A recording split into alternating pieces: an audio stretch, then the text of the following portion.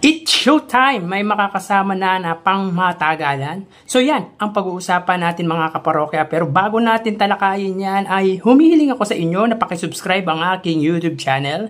Pakiclick ang bell icon para lagi kayong ma-notify sa mga bagong video na itatampok ko. Salamat! So today is May 11, araw po ng Sabado at inyo na namang matutunghayan ang panibagong yugto ng ating online viewership ng dalawang bigating noontime show dito sa bansa, ang It's Showtime at Eat Bulaga. Sa mga kaparokya, nitong Huwebes, Mayo 9, ay bumisita ang makakapartner ng It's Showtime at ito nga yung Procter & Gamble or mas kilala sa P&G. Alam naman natin na isa sa malaking kumpanya dito sa bansa ang Procter & Gamble at talagang bumisita sila sa studio ng Showtime last Thursday. At may nakakatuwang senaryo or scene na kung saan sa kalagitnaan ng show nila ay biglang nag-exit ang grupo mula sa nasabing kumpanya at kasama na doon ang presidente nito.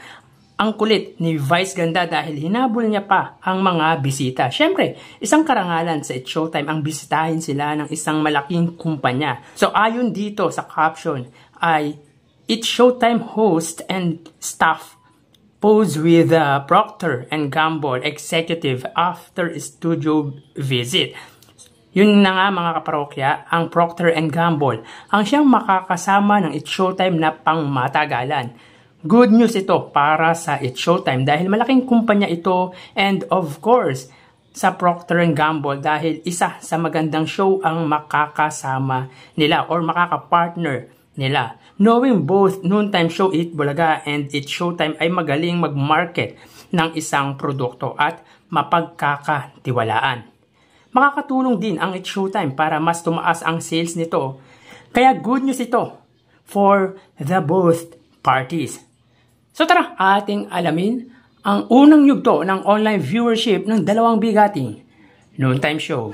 Para sa Eat Bulaga under TVJ Facebook page may 2.4 million followers at sa It's Showtime naman may 17 million followers.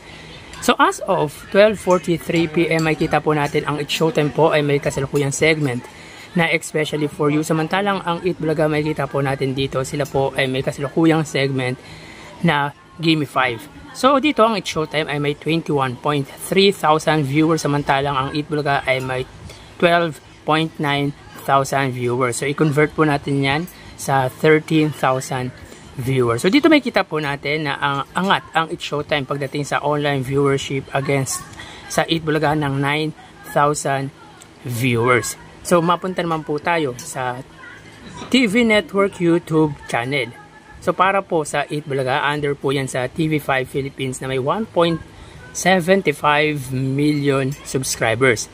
Samantalang ang It's Showtime naman under sa ABS-CBN Entertainment YouTube channel na may 47.7 million subscribers. So check po natin mga kaparokya. So as of 12:44 PM, makikita natin dito mga kaparokya na ang It's Showtime po under ABS-CBN Entertainment ay may 108,000 live viewers.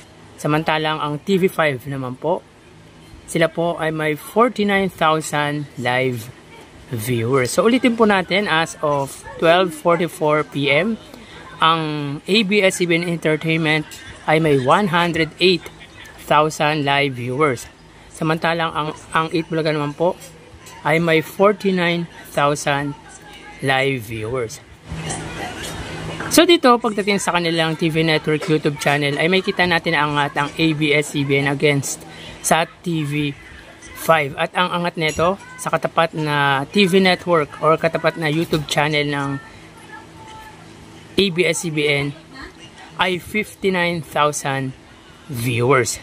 So mapunta naman po tayo sa main YouTube channel ng dalawang Noontime Show para po sa Eat Bulaga under Eat Bulaga TVJ YouTube channel na may 988,000 subscribers. Samantalang sa It's Showtime under ABS-CBN It's Showtime na may kasalukuyang 2.19 million subscribers.